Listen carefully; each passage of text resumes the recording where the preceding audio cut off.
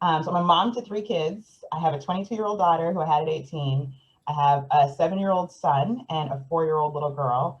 I'm having my 22-year-old really shaped, everything else that came after. So I've basically been a mom most of my life. And that experience wasn't great. So I was alone in Brooklyn because I had a scholarship to go to school. My mother said, "You're going to school."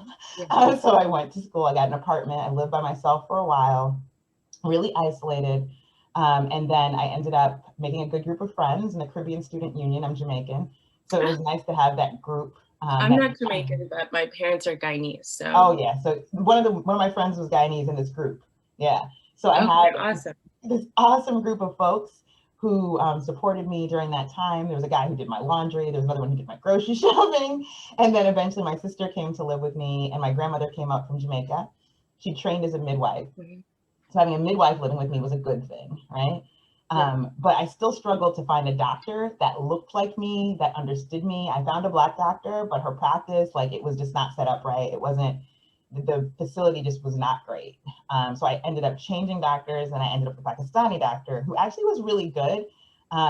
He looked at me kind of like a daughter. He was very caring and gentle, but didn't have the kind of training that we would hope that clinicians have around birth equity and supporting Black women, especially young Black women, as they bring new life into the world. So I was glad my grandmother was there. I was glad my sister and my mom were there because they really helped to advocate for me. All that being said, the labor and delivery period were hard. First kid, 18. So yeah, it's definitely going to be hard, but I didn't have a doula or the support of knowing to be in different positions and to, being in those different positions can help you to not need a lot of intervention. So I had several interventions and I was threatened with a C-section by someone who wasn't my provider. So that was definitely not a good situation. Flash forward several years later to when I'm in my 30s and had more access and more understanding of what I could ask for, what I could demand, right? I didn't have that when I was 18. But as I got older, I learned and I was researching breastfeeding. My dissertation's on breastfeeding. So I was in the mix of all this stuff when I was pregnant with my son. So I had a doula. She was incredible. I had a family care provider who really was supportive of having doulas in the delivery room. It was just a great experience all around. The delivery room was set up in a way with low lights. It was wonderful. So Jet came into the world in a way that was just magical. I was on all fours. I got to move around. I did a lot of walking to make sure that labor, came on a little bit faster. It was just a great experience. My husband says he just fell out. I was like, no, that's not how that works. It didn't feel like that. It didn't just, maybe to you it looked like that, but it was a great experience. Very healthy baby boy. Flash forward a few years later, I had Delilah, my little 7-year-old, and same situation. I had a doula. It was a different doula. This time I had a Black doula. My other doula was wonderful, but this doula really understood me in ways that my first doula, there's no way she would have been able to because, we didn't share a cultural background or a racial background. So this flash forward to this new doula, Nella, who's incredible and is still one of my dearest friends. This experience was incredible. We walked the hallways of the hospital. She advocated to make sure I could because the hospital people were looking at us like, but we walked and we walked and we walked. I remember my husband told her the whole story of Civil War. It's a Marvel comic story. She's a comic buff and he's a comic buff. We would only stop when I had a contraction. So the story just went on. And that's how Delilah came into the world. Same situation, no interventions, faster labor, obviously, this is the third baby, and all fours, no drugs, great experience.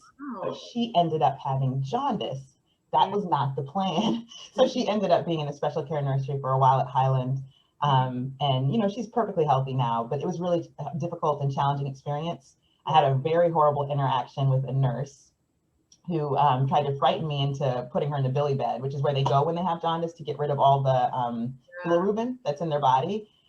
So she was like, yeah, she's going to get brain damage. That's the last thing a new mom wants to hear. Right. Yeah. Right. So I filed a formal complaint against her because it wasn't okay to say that to someone, and she shouldn't be doing that to other people. It was very disrespectful and kind of talked to me like I didn't understand things. Meanwhile, I was in a doctoral program in health services research. Yeah, they don't always know that. Yeah.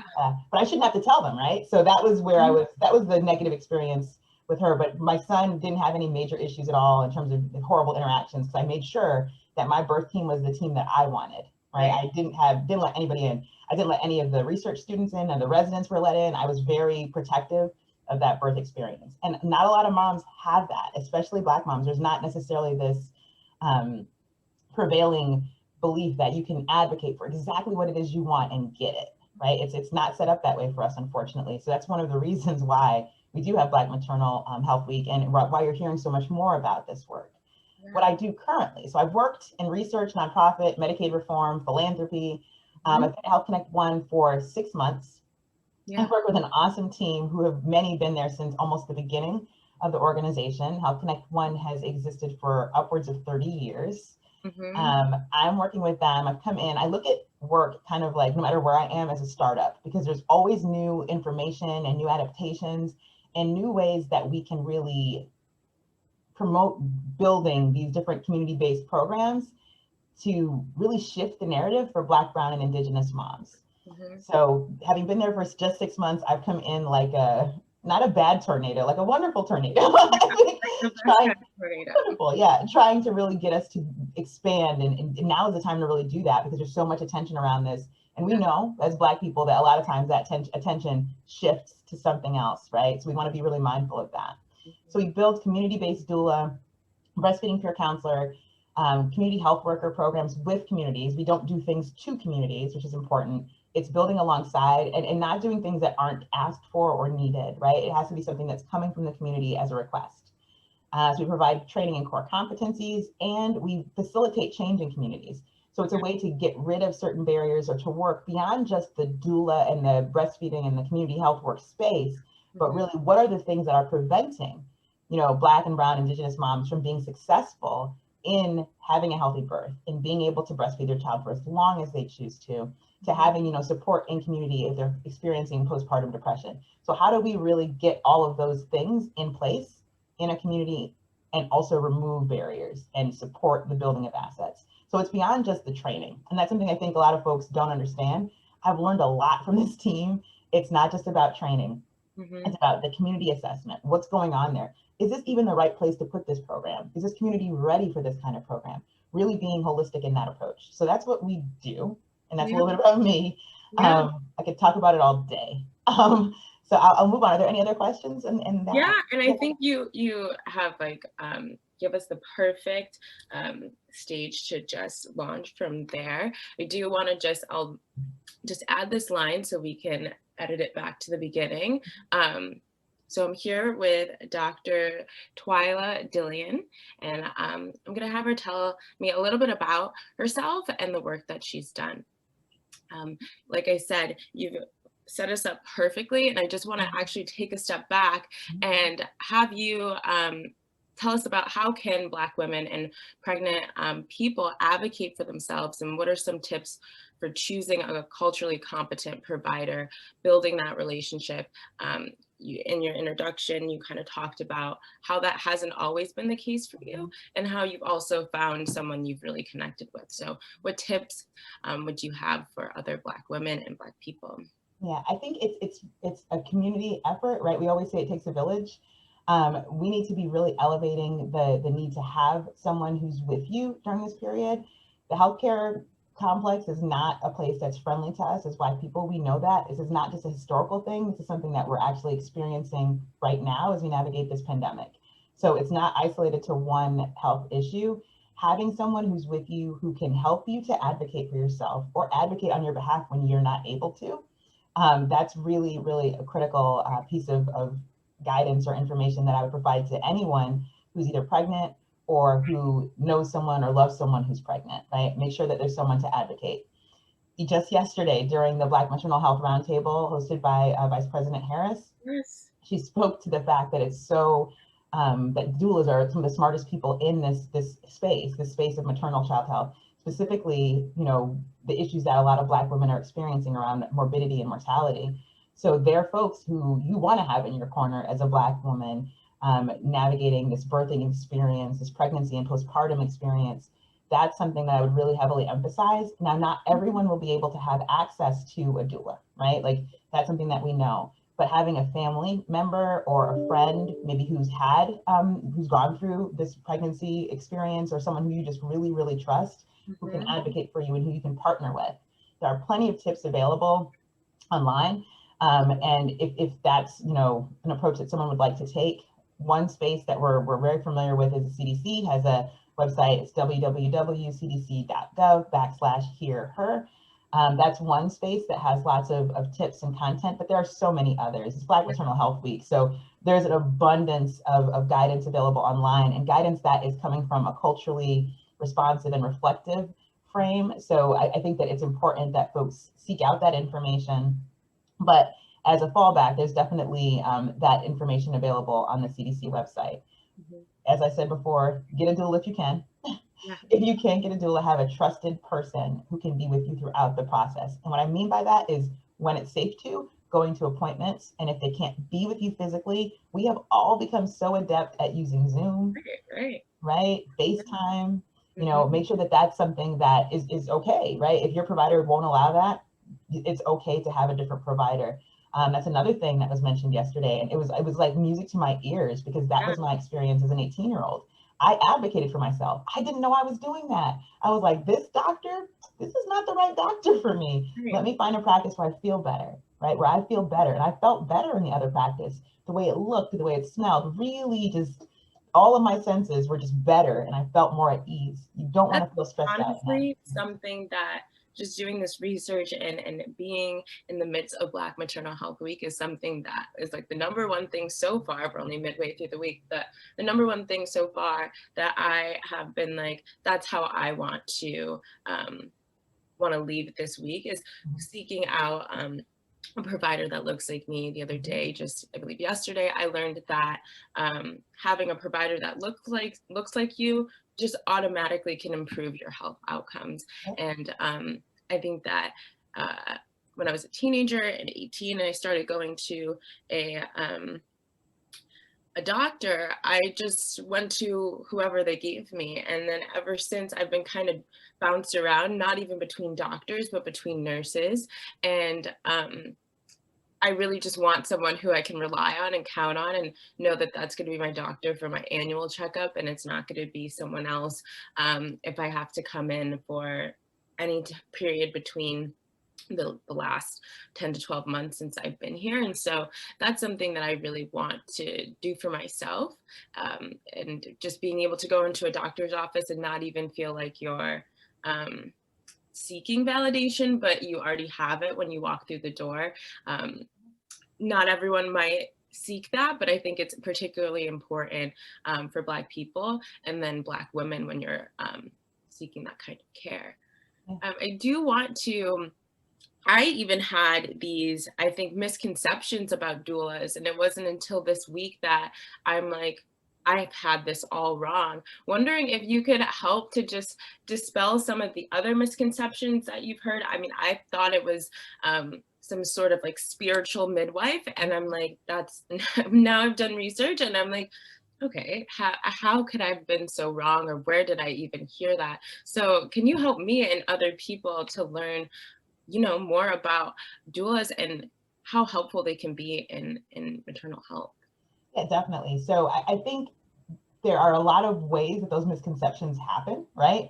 I think that the prevailing theme in the United States for generations has been that you're going to receive your care in a clinical setting, right? As a pregnant woman, you're going to receive your care in a clinical setting. And anyone who comes into that clinical setting who is not a clinical provider and is not a family member is somehow intruding, right? Or is doing something, as you described, mystical, or some other thing that is just not what doulas do. The role of a doula is to be a helper, right? So being able to help and support a woman during that period of time, or birthing person during that period of time when they are pregnant, some even before they've become pregnant. We've got a lot of variations on that theme that have emerged, right, during, you know, this period where we're awakening and realizing that it's key to have another person in there with you so you're not on your own, right? So this is someone who's meant to support during that perinatal period. They're going to be with you while you're pregnant and support you to make sure that, you know, you're comfortable and that your needs are being met and that you're getting what you need when you go into a clinical setting, helping you to build out your birth plan. And then when it's time to have the baby, helping you to stick to your birth plan, giving you different positions you can sit in, and you've learned those ahead of the time when you're in labor, right? They're preparing, it's like a coach, right? They're preparing you for when you're in that period and the experiences that you're going to have, you know, while you're going through labor. They provide the most magical thing called counter pressure. That's something that I needed so badly during my deliveries, but wouldn't have known if it weren't for the fact that I had my doulas there both times, really, helping you to get your body in a position that, you're going to be able to labor best, right? And they try several different positions with you, but that's not all it is, right? So that support, prenatal, during your delivery, and then postnatally, being with you right after you've had your baby. I remember taking a nap, which I so badly needed, because my doulas held my baby and supported my husband while he was, experiencing this new feeling of being a father, because every time it's new, because every kid is new and every birth experience is new. So being able to provide that support immediately after labor, and then checking in and making sure that you're okay. That spiritual connection that you talked about, I can say for myself, I am not, someone who was seeking that with the doula, but I had such a bond. So I would call it more of a bond and an understanding, especially this last time with my doula, that, I could text her or call her and have support if I was confused about something or felt something different. And she would be able to say, okay, call your provider, right? Like, it wasn't a matter of let me give you some clinical support. If it was something serious or there was a sign that I needed to go and talk to my provider, they would make sure that I did that, right? So they're that extra person listening to you, right? We heard yesterday during the roundtable that Black women have not felt listened to, and that has really bad outcomes when you're not listened to. So that doula listens to you, right, and make sure that other people listen to you. They help you to advocate for yourself. And for those of us who aren't comfortable with that, they will help us to have someone as an advocate in our corner. So there's the physical component in terms of supporting. It's not clinical, right? So being able to support in a way where, let me help you sit in this position or that position. I remember my son felt like he was sideways. So the doula came over and was like, okay, well, let's just move around a little bit, right? I've probably been sitting too long. Let's just move around a little bit. And I just felt better, knowing there was someone there who wasn't, people come around all the time, nothing wrong with them, but they do different things. Having her there to support me in that way was critical. Even getting ready for after I had the baby, make some postpartum pads, like stuff like that, really concrete things that you wouldn't necessarily get from a clinician, because what they're doing is being like a sister, right? Like being able to be there and just help guide you, a really wise sister who understands a lot of these things. So outside of this birth period where you're not delivering, they're providing you with, support, answers, guidance, advocacy, and preparation, right? Preparation. Every birth is different. If I had another kid, I'd get another doula, right? I get the same doula, I get Nella again. But the point is that I ask you, do you have different doulas, or how do you go about, just like you want to find the perfect or culturally competent provider, how do you go about finding a doula that you really mesh with, that you do feel like is an extension of you or a sister? Is that something?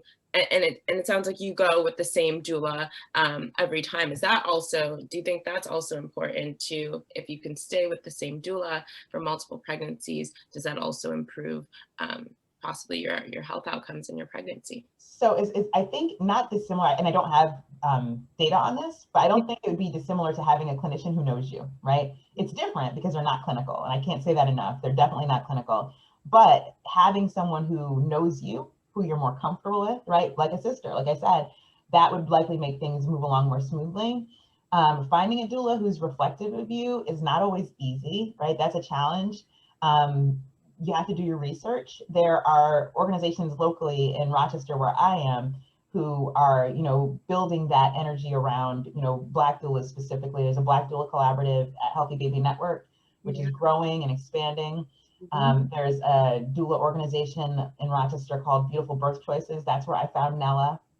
Nella and I have partnered on projects. She was one of the folks in the consortium for the reduction of Black maternal mortality that I worked on. I think Senator Brouk has come to some of those events in the past. So definitely do your research is the take-home message, and really be persistent in trying to find someone who has that similar cultural or racial, and for people who speak another language, I can't say enough that linguistic commonality is so critical, because when you're in labor, just like any other, kind of stressful, it can be stressful experience, you do want someone there who understands you, and specifically if you speak another language, who speaks the same language as you. So do your research. There's lots of directories online.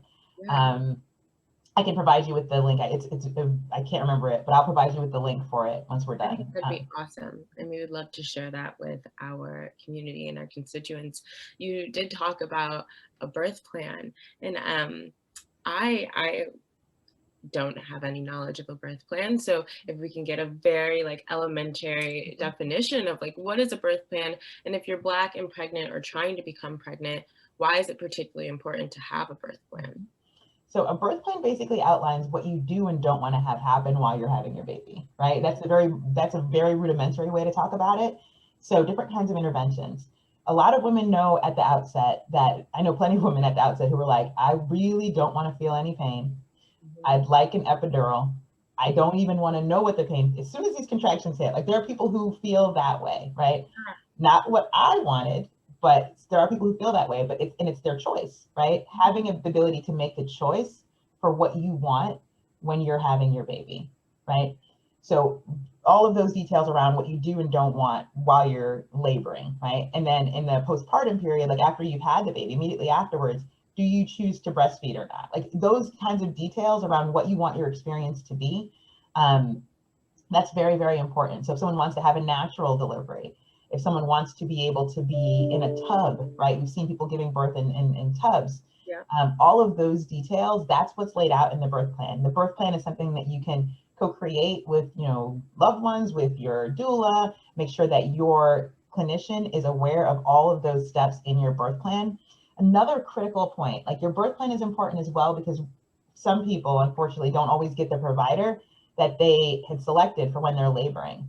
So having that birth plan and having to get someone who's new and not who you wanted up to speed when you're in labor, it's absolutely crucial that all of that stuff is documented somewhere, right? So it's a way to protect mom, right? Really having that birth plan laid out. It's also a way to point out any clinical issues that you may have. So any conditions that you have, having that stuff documented. Obviously, your provider should know about any health conditions you have, even ahead of you getting to the point where you're in labor, right? That's an important conversation to be having with a clinician, even before getting pregnant, if you can, right? So talking about if you have high blood pressure, or diabetes, or any conditions that could lead to a negative outcome rather, during your pregnancy or delivery or postpartum period, those are conversations that should be ongoing. And I didn't mention that earlier, but that's very critical that happens in an ongoing fashion. But the birth plan can really encompass some of that information. If you've had any conditions during your pregnancy and what you would like to see happen, and then what occurs immediately after having baby. So would you like to have baby in the room with you or not, right? There are people who don't want to have the baby in the room. I wasn't like that, but there's different people who want different things, right? So being able to really have all of that stuff documented. Skin to skin, that's something that we hear a lot about. So immediately after having a baby, is that baby going to be put on mom, right? So that baby can latch on and breastfeed, or is that baby going to be moved away from mom? Is the mom going to have, there's so many pieces to a birth plan. Is the mom going to request that the cord not be cut immediately, not be cut until after it stopped pulsing? I'll give you documentation on this too. Yeah. Until it stops pulsing. So there's several different components that go into it. And a lot of it really is customized for, it's not like a template, right? Customized for that mom and what she wants her experience to be. There are some moms that don't give birth in a hospital, right? So moms that are going to give birth in a birthing center, moms that give birth at home. I have a friend that's had 4 of her babies at home. She had her first one in the hospital and then all 4 afterwards at home. So several different, and there's more babies being born at home actually now during the pandemic. People don't want to go into the hospital. So there's so many layers to a birth plan, but I'll give you some documentation on that too, so you have it. Even something that's a link to how to build your birth plan. I'm sure that exists somewhere in my records. Yeah, I think that would be amazing. And everything that you just said just goes back to the point of, it sounds like a birth plan is just another tool to better advocate for yourself as a Black woman and as a Black person, especially in a healthcare system that doesn't always hear you as loud and clear as you would like. So that sounds like an amazing tool, and we would love to share that with our constituents as well. So I know you've done a lot of work and continue to do a lot of work around breastfeeding. In my research, I saw that Black women have these also alarmingly low rates of breastfeeding compared to other racial counterparts. Can you talk a little bit more about the about why breastfeeding rates are so low among Black women, and where can Black women turn to for breastfeeding help? There's so many layers to that. So that's a long conversation. Yeah, the breastfeeding conversation is a long one. So historically, there are a lot of reasons, right? We were separated from our families, women who came to the United States and other places like the Caribbean during the diaspora, we were separated from our children. We were feeding other people's children, white people's children, with our milk. So there's a very deep historical context to it. But in a more modern frame, like those historical things obviously still have an impact on us, right? I believe in epigenetics, where what's happened historically to us can move forward, even though we don't know that it's moving forward with us. Those ghosts of the past, right, if you will, that have interfered with us being able to breastfeed. But also there's differences in terms of our socioeconomic status and the kinds of work a lot of times that we do, and the lack of support that Black and brown women and low-income women have as they're doing their work, right? So working in a role that is frontline, for example, or a low-wage role, you're not going to get lots of support and break time to be able to express milk for your baby. And that's something that, again, over time, right, having not had the same sorts of opportunities as other groups, you don't necessarily have that cultural frame where everybody's doing it. Now, Black women do breastfeed, right? And a lot of us do it for a really long time, right? We definitely do. And there's also this belief that we don't do it, but we do. It's definitely something that we do. But the challenges and the other things that we have to focus on and the stresses that we're experiencing, I mean, I think right now is a really great example. Toxic stress and things that are surrounding us day in and day out, consistently being exposed to things that are traumatizing and re-traumatizing, all of those things impact us as people, right? So we can't avoid, we can avoid the news, but we can't avoid the news, if you know what I mean. Like there's things that are going to be negatively impacting us and our ability to successfully breastfeed, whether that's where we work, how we work, the amount of income that we have, the amount of access we have to support that looks like us. That's a very crucial point. So having a breastfeeding peer counselor or a lactation consultant that looks like you, someone who's from your community and gets it and understands that maybe you do work at a grocery store and it's not going to be easy for you to be able to get that break time to express milk. The fact that we haven't historically had access to different kinds of our insurance. A lot of us are covered by insurance that wouldn't necessarily cover the kinds of supports that we actually want. So having, community-based breastfeeding peer counselors or community health workers covered to support lactation as opposed to a certified lactation consultant, the vast majority of certified lactation consultants are white. So there's not someone who will understand, certain things about you as a Black woman to be able to come and support you and be covered by your insurance. So there's a lot of layers to it. I'm sure I just rambled a little bit, but there are a lot of layers to it. But many of them have to do with the fact that we don't have the kind of support necessary if we are going back to work to be able to successfully breastfeed. A lot of us go back to work sooner as well. So getting that relationship between mom and baby to have successful breastfeeding, that's a really critical point in time that you can get it back. Like you can try and try again. Like people can do that. And I encourage them to do that. But that first early time is just so important for mom and baby to really develop that relationship. So a lot of Black moms will initiate breastfeeding. It's an important point. And a lot of Black moms have the intention to breastfeed, but as time goes on, they don't keep doing it. They don't persist with breastfeeding. That duration is just not there. And you can almost see it, like when people are going back to work, when there's more complexity in the things that they have to do. Think about right now as we navigate the pandemic, we're having so many new challenges that we never anticipated, right? Kids aren't in childcare. Moms are working from home or not working at all, right? There's just so much happening right now that I wouldn't be shocked. Like we don't have all the numbers yet. I wouldn't be shocked if, breastfeeding numbers were dramatically impacted across the board, but especially in our communities. So yeah, that's a lot, sorry. No, and I think that definitely tackles why breastfeeding rates are so low or could be so low among Black women. It is important to reaffirm that Black women do breastfeed, but it is at a lower rate, and for all the reasons why you just laid out. So where can they turn to for help, either locally or within their communities, wherever they are? Yeah, I think that one thing that's very important, doulas actually do help with that too, right? That postpartum period, helping with getting baby to latch on, helping moms support to be able to understand what they're going to need to do to help keep that relationship going when they do return to work. So doulas are really helpful in that space, but also, breastfeeding peer counselors in community. There are supports at WIC offices as well, if mom's on WIC, and a lot of moms are. There's a program there called Loving Support. That's a program that HealthConnect One consulted on to help develop many years ago. But that's a way to have a WIC breastfeeding peer counselor in your own community, who's from your community, someone who would understand you more. And there are folks who are racially, culturally, and linguistically reflective of those they serve. So that's another important asset for people. There's also, again, same thing. I'm going to provide you with so many links when we're done. There's information available online. A lot of support at this point, even that breastfeeding support through WIC and other organizations. So many of those connections are now happening online. So it's different. Breastfeeding support, I personally really liked having someone with me, but just for safety precautions now and for regulations, it's happening online.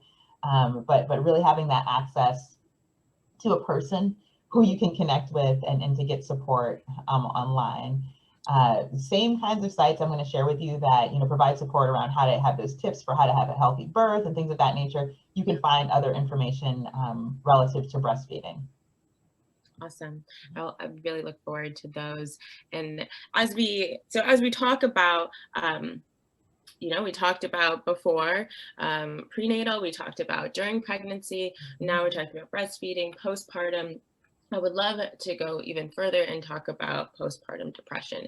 And so studies have showed that postpartum depression is more likely to occur in women of color, and found that African-American women were more than 2 times likely to experience postpartum depression symptoms as to white women, but then the risk can be even greater among Hispanic women. And that figure might not even, and within women of color, might not even be high enough, because research also shows that women don't always report that they're experiencing postpartum depression, or don't even know that they're experiencing postpartum depression, might think that there's something wrong with them, or might be internalizing some sort of embarrassment, shame, fear, very like fear within their own communities, or from the fact that they might receive discriminatory attitudes. Yeah, so let's dive into postpartum depression and what is postpartum depression, and what are some warning signs of postpartum depression first? Yeah, so during the postpartum period, this is definitely not my area of expertise by any means. We do work with people who have this as their expertise. There's an organization called Shades of Blue, which is a Black women-led organization that focuses on postpartum depression and supporting women through that period, that postpartum period, and making sure that they get the support necessary to to recover from postpartum depression. So obviously, major symptoms that would be indicative of having postpartum, having, after the baby's born, fatigue. That's one. We're going to be tired anyway, but like really extreme fatigue, sadness, low mood. Some more frightening symptoms are, feeling, like you could harm yourself or baby. Those are definitely things that folks feel, but it doesn't have to be that extreme to be experiencing postpartum depression, right? Something that I think a lot of times goes unnoticed, namely because we don't ask people when they get pregnant or prenatally, when they're considering getting pregnant, we don't ask them if they're depressed then, right? So there's a lot of women who I've encountered during listening sessions and work that I've done in the past who've indicated that they were depressed before they got pregnant, right?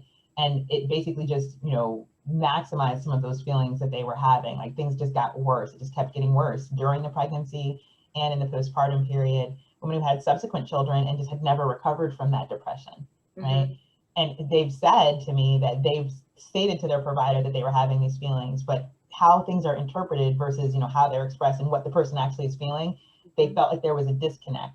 They felt like they weren't being listened to, right? So sometimes it not being documented might not be just the fact that the person who is experiencing postpartum depression isn't calling out for help. It's that the person who's on the receiving end of that information isn't necessarily taking it as postpartum, and everyone expressed their symptoms could all look different, right? So that's definitely a massive challenge that folks could have. I'll make sure that you get access to the Shades of Blue website.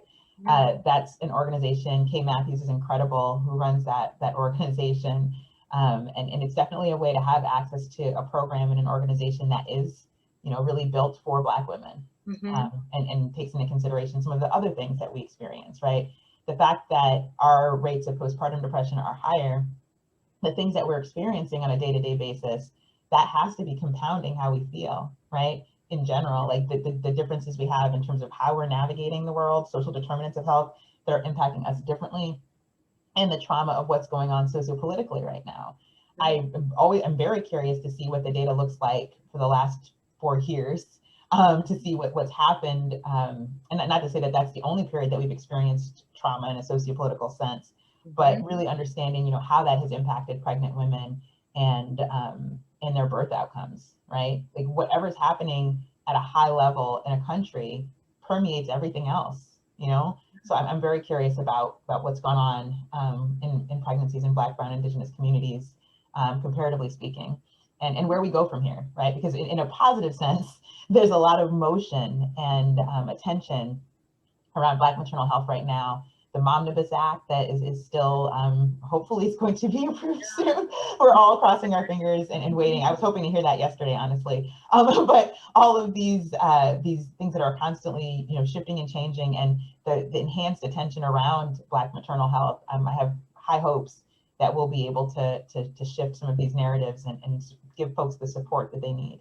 Absolutely. And one thing I've learned too is that stress. So we all know that stress, you can feel it, whether it's work, whether it's school, whatever is stressing you out. But Black and Brown women and Black people, we have kind of normalized, or we've gotten used to this stress that we've lived with our whole lives, that like first your parents teach you, or you might not even understand what it is. Whether it's going to school and you're like freaking out about your hair because you know that you don't have the same hair as someone else at school, that's certainly stress, whatever that stress can be, but then it persists throughout your life, and how that can also affect your health outcomes, whether or not you're trying to get pregnant, but especially if you are trying to start a family, it's just that stress that we have all around us, living in a country where we always feel like, we're certainly a minority, but always feel as though we have to have a level of defense. And so that type of stress, and then knowing that you would bring in little human beings into the world that will have to live with that stress as well, can really deteriorate your body, whether you know it or not. And that toxic stress that you're describing, right?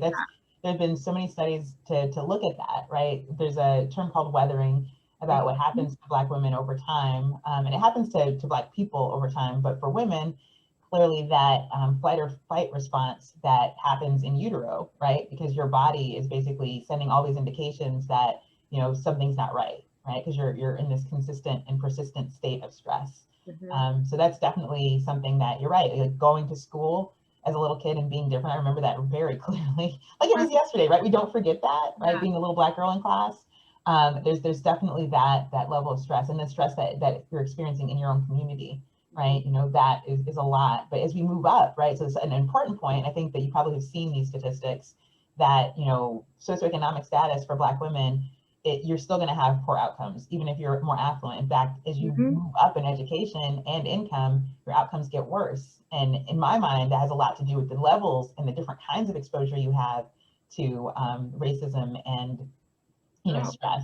So being the only Black woman in the boardroom, right? Like being the only Black woman in an institution, an academic institution, like that stuff is certainly causing a negative impact on us, even if we don't immediately know that that's what's occurring. So there's definitely a lot of truth to the levels of stress causing a negative outcome with pregnancy. And the fact that this is something that affects all Black women. It's not just Black women who are in different lower socioeconomic statuses. This is at every level.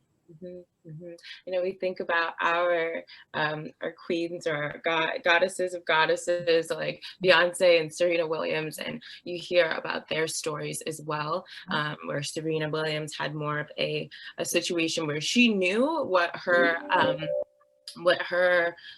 pre-existing health issues were and wasn't being listened to, and quite literally had to tell the doctors what to look for, because she knew what she had already experienced. And I think Beyonce had developed preeclampsia, and that sounds also very scary. But having to advocate for yourself, or also knowing that your fame and your money hasn't put you in any of a better situation, is just something it's disheartening, but we push forward. So what are your recommendations? This is a loaded question, just to warn you, but what are your recommendations for reducing Black maternal mortality? And is that something, whether you can look at the question from a community-based standpoint, what are community recommendations and avenues that you can look within your own communities, and at large as well from a legislative standpoint? This is still an extension of the senator's office. And so what can legislators do? What can government do to help Black women in certainly a crisis? We're in a crisis here. For sure. So I think at an individual, so start it's a biopsychosocial kind of thing. So starting right at the center, or sorry, socio-ecological way of looking at it. So as an individual, really making sure that you're either advocating for yourself or you have someone with you to be able to help to advocate for you, because the systems need to listen better, right? So really listening and understanding and actually recognizing the biases that exist within systems. So we're hearing a lot about implicit, and yesterday mentioned explicit bias work that needs to happen within systems, but those systems also need to be held accountable. And that's where some policy can come in. When things aren't going according to plan, we really need to be holding those systems to some sort of, there needs to be some sort of penalty, right? You can't just have, okay, well, we're going to give you this training and then we're going to go away. That's not going to get us as far as we need to go. We've had generations of cultural competency training, which I don't believe in, right? It doesn't change anything. People don't really change unless, something within them is telling them they need to, or there's an external pressure that means that they have to do things differently. So having, as an individual, advocate for yourself, or get someone to help you to advocate for yourself. As a system, there needs to be obviously training around, bias and how that can negatively impact people who are being served by those systems. And I don't just mean clinical systems. This includes, WIC and other programs that support new moms, mental health counseling programs that support new moms. So really having all of those systems check their bias and be, held accountable for that. A bigger extension of that, policy, obviously, things that can shift the narrative for a lot of moms, making sure that we know that this 12 months postpartum Medicaid extension is happening. So that's important that moms have that ability to have that care, because most deaths for Black and brown women happen within the year following having their baby. It's not happening right at labor and delivery. So they do need that coverage. So that was a good piece of legislation. But beyond that, making sure that, doulas are reimbursable, right? Across the board, that's something that should be happening. A lot of managed care organizations for Medicaid and other insurance, private insurance, are covering doulas because they know that it has an evidence base for actually reducing negative outcomes. But that should be something that's more widespread, and it's something that people shouldn't have to fight and battle to get support for. Like, everyone should have access to a doula if they so choose. And that's a way to remedy and to mitigate some of the issues that exist in our systems, right? Having, another person there who's covered as far as insurance goes can help to reduce some of the negative impacts that exist in our systems, because it will take a while for our systems to shift and change. They're not going to just be there in an instant because we want them to be, right? So having those supports in place would be critical as well. From a breastfeeding perspective, that's something that's absolutely great for mom and for baby. Same thing. That support needs to be covered by insurance. Like, a lot of this really comes down to having those resources available to cover that kind of care that isn't necessarily just from a certified lactation consultant, because people benefit from different kinds of support. They may benefit more from someone who doesn't have that certification, but understands them at a much deeper level. They may be more comfortable getting support from that person. So really broadening the kinds of coverage that can be included. Having fair time for people, the Pump Act, time for people to be able to express milk at work, having a longer leave, right? Paid family leave, a longer period of time where mom can be home looking after herself and baby, right?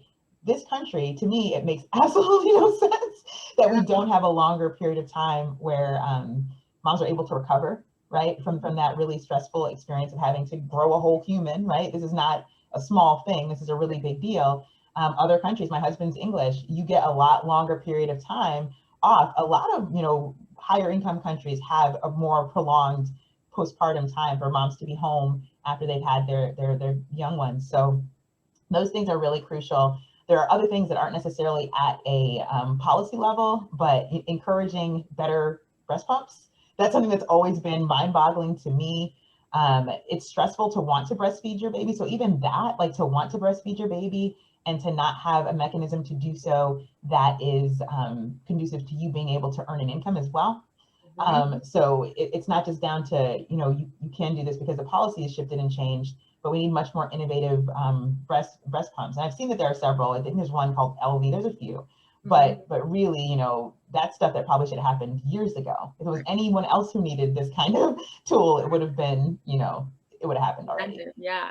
And so that's also affordable and accessible, and covered by insurance. Yeah. So insurance covers certain pumps. It doesn't cover all pumps.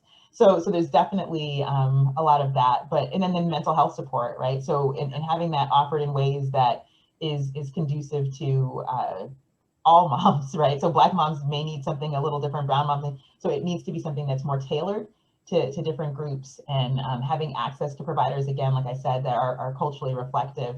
That postpartum period is just a really critical time where we need as much support as we can get. We talk a lot about with insurance, these bundles of care, and everything is really structured in a way that's super rigid and more focused on the insurer and not necessarily focused on the community. So a lot of these solutions need to be coming from community. Another thing, I can go on all day. Another thing, maternal mortality review boards, really important. This is something that Vice President Harris lifted yesterday. Maternal mortality review board is a group of people, both clinical and community folks, that come together and review cases, unfortunately, where mothers have died during the perinatal period or postpartum period. And it's hard work, but it's important work, because we want to know if a death could have been preventable, right?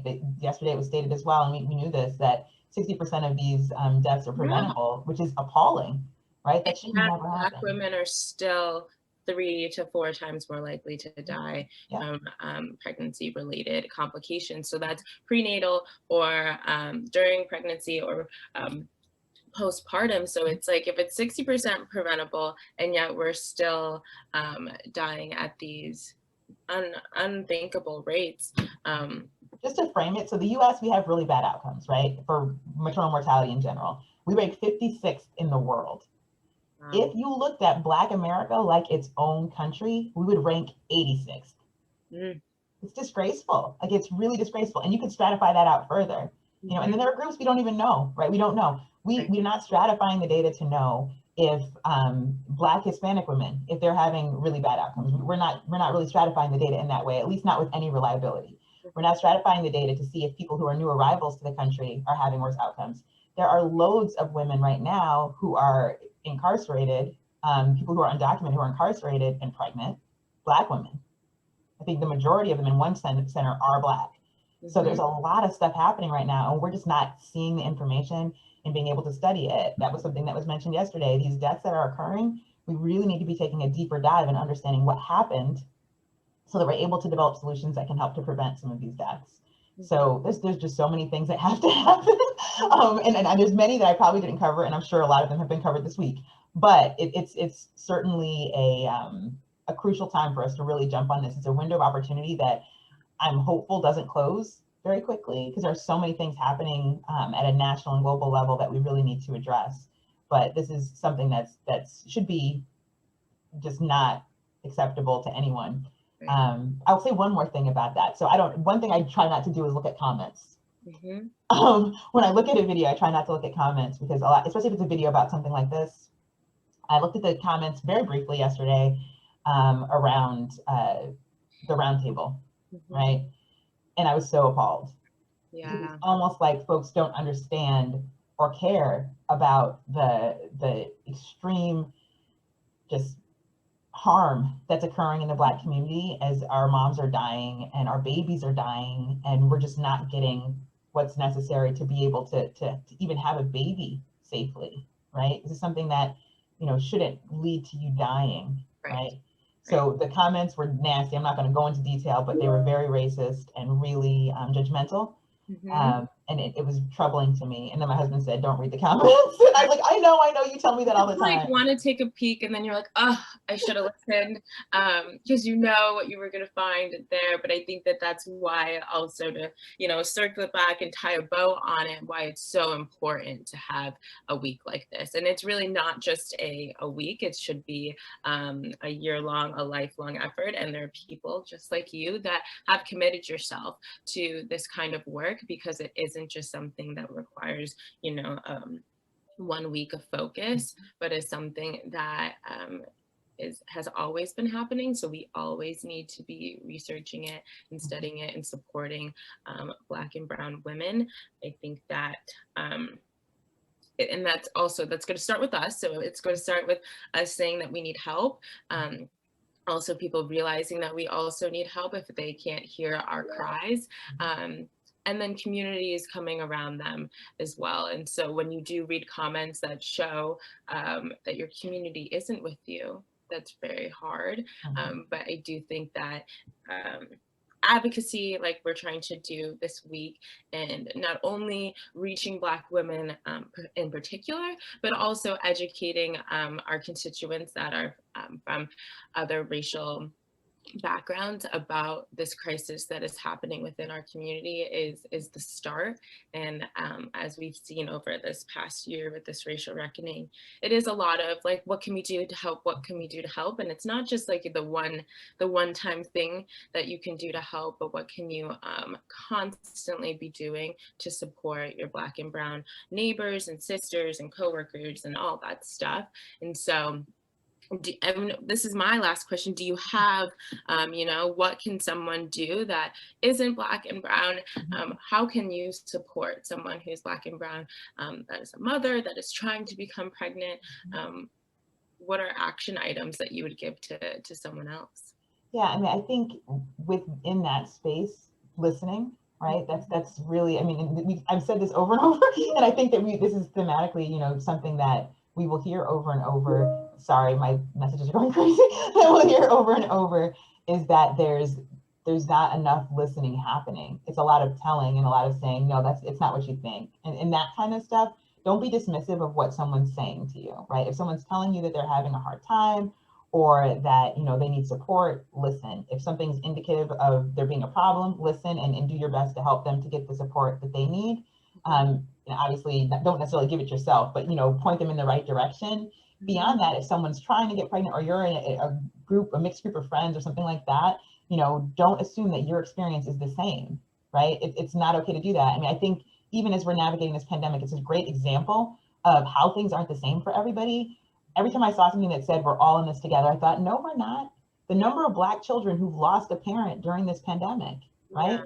The number of Black babies that don't have a mother because of what's been an ongoing, you know, epidemic in this country, right? It's not the same for everyone. So acknowledge that it's not the same. Acknowledge that your experiences in general are not the same, but around getting pregnant and having babies, it's definitely not the same. The fear that a Black woman's husband would have while she's pregnant, even that's not the same, right? So supporting men as well. And a lot of times they're left out in the cold. It's Black Maternal Health Week, but that has a heavy toll on Black men as well, right? Losing a partner during a pregnancy, during a postnatal period, it's extreme. That's not something that someone should have to go through. That's not what we think is going to happen when, you know, someone gets pregnant. But for Black people, unfortunately, it is something that we consider, right? Because we're seeing over and over again that this is something that happens in our communities. So as someone who's not who's not Black and is supposed to be supporting or being a supportive, you know, person, for someone who is, or is in a group of friends or a neighbor or a colleague at work, don't assume that the experience is the same. Don't assume that all the things that are happening in the news, whether it's someone dying during pregnancy or after, or someone being brutally murdered during a traffic stop, don't assume that those things don't impact us, because they do. And it's impossible to just live in a vacuum during a pregnancy and think that everything's going to be okay, because all signs point to no, right? All signs point to no. That all being said, see, I want to end on a good note. Yeah. That all being said, Black birth is beautiful, right? There's so much joy in it, so much just magic. And it doesn't have to be something that we think about as this could be something that leads to me dying, right? Or at least to my loved one dying. We need to be mindful of a lot of the facts that, our risk is higher, and it's not because we're Black, it's because our systems are broken, right? We know that to be true, but we don't want to lose sight of the fact that this is a really incredible and beautiful experience, and that Black moms will do every and anything for their babies, right? We don't want to lose sight of that. We don't want to lose sight of that in this period where we're talking about all the negativity and all the awful things that can happen. There's a lot of work happening, and I'll send you links. There's blanking on the woman's name. She has an app called Earth, IRTH, and she speaks a lot about the fact that there's joy in Black birth. Let's not always talk about all of the sad things that happen. Let's not ignore them, and let's make sure we're working to ameliorate these issues. But at the same time, let's not lose sight of the beauty and joy that exists in Black birth. We don't want it to be something that has a negative like a negative cloud, or dark cloud rather, over it, and that it's always something where we're worried and just petrified, because that's not good for us either, right? To be constantly worried that we're going to perish to have a baby. Like, we don't want to have to think that. But yes, Black birth is beautiful. Black mamas, Black birthing people, it's wonderful. I love a nice little chubby Black baby. So it's definitely a beautiful experience. And my births were beautiful experiences, all different, but all beautiful experiences.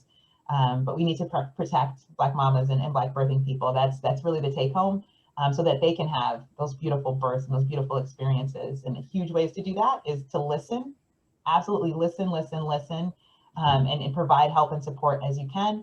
And to make sure that those who have the power to shift legislation, to provide funding for programs that are in communities. I did not mention that, but that is so, so important. Put money in if you can, either individually or through philanthropy. I worked in philanthropy. There's not enough money for these programs to exist and to be sustainable to support community, because policy hasn't caught up yet. So really being able to really sink money and resources in to get the results that would be better and result in more beautiful Black births. Yeah.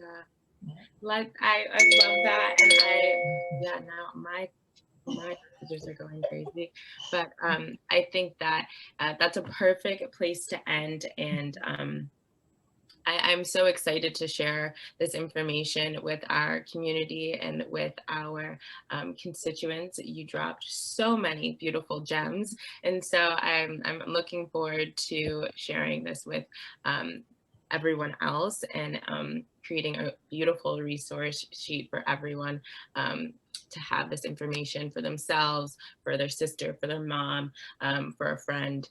Really looking forward to that. But awesome. I really appreciate this conversation personally, and I hope we can really impact some Black mamas out there and Black women out there with this information. So thank you so much. Awesome. I'm going to hit stop. Thank you. If you